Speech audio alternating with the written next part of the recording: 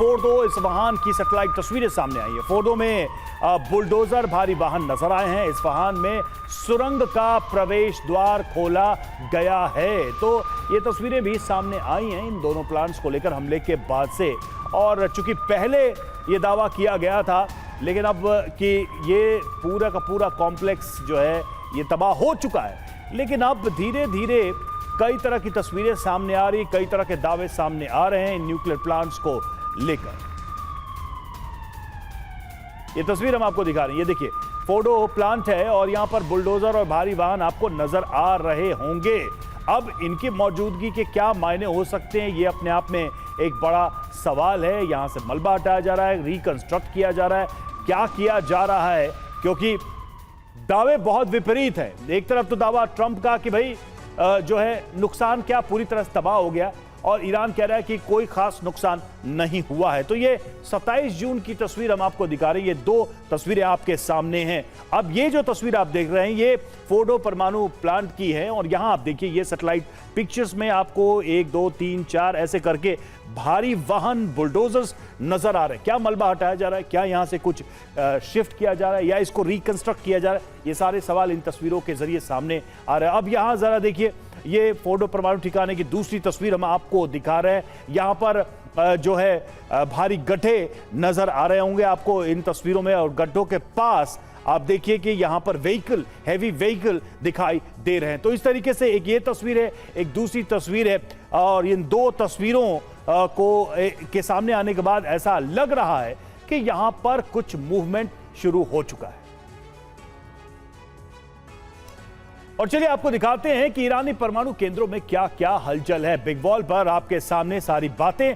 Fordow में निर्माण कार्य चल रहा है, ऐसा लग रहा है, क्योंकि भारी वाहन है, बुलडोजर है। और यह 27 जून की तस्वीर पहली तस्वीर है जब यह अटैक किया गया था B-2 बॉम्बर से, उसके बाद ये पहली तस्वीर सामने आई है जिसमें आपको हैवी व्हीकल्स नजर आ रहे होंगे, बुलडोजर नजर आ रहे होंगे। और दूसरी तस्वीर जो हमने आपको दिखाई, गड्ढों के पास आपको भारी वाहन नजर आ रहे हैं। अमेरिकी हमले के बाद ये गड्ढे बन गए थे, और इसमें अब दिखाई दे रहा है कि यहां पर बड़े वाहन मौजूद हैं। तो ये तस्वीरें हम आपको दिखा रहे हैं। अब देखिए इस्फहान परमाणु ठिकाना, उसकी हम बात करते हैं तो ये 26 जून की तस्वीर है इस्फहान की।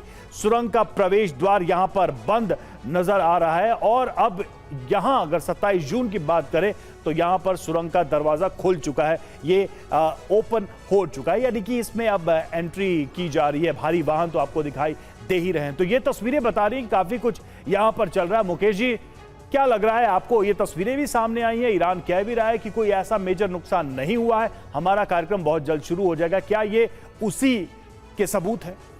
रवि, मुझे लगता है कि परमाणु हथियार और परमाणु बम एक बहाना है, बात कुछ और है।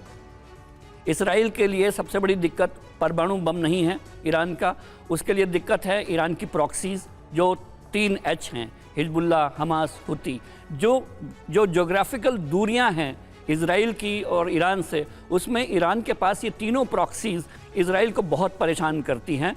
और अमेरिका को अगर इजराइल का परमाणु बम परेशान नहीं करता है, उसकी खुददारी, जो ईरान की जो खुददारी है पूरे खाड़ी देशों में जो खड़ा होने की, अमेरिका के खिलाफ लड़ने की, उसके खिलाफ बोलने की, चाहे वो अरागची के बयानों में या खमेनेई के बयानों में हो, अमेरिका को ईरान की खुददारी रास्त नहीं आती है, वो स्वाभिमान रास्त नहीं आता है, इसलिए वो उसको तोड़ डालना चाहता है। उसके परमाणु कार्यक्रम के बहाने ईरान को नीचे झुकाना, उसको गिड़गिड़ाना। आपने नोटिस किया होगा कि 12 दिन की जो इजराइल ईरान युद्ध छिड़ा, उसमें 12वें दिन अगर अमेरिका ने सीज़ फायर का अनाउंसमेंट किया तो वो कब किया? जब ईरान ने कतर में अमेरिका के एयरबेस पर सीधे निशाना बनाया। यानी कि अमेरिका दूसरों को नुकसान पहुंचाने के लिए तो आमादा है, लेकिन अपना छोटा सा नुकसान झेलने के लिए तैयार नहीं है।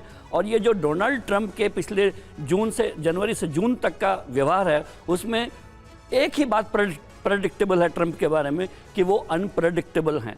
और उनकी अनप्रेडिक्टेबिलिटी को ईरान ने जिस ढंग से उजागर किया है, पर्दाफाश किया है, वो पूरी दुनिया के सामने है।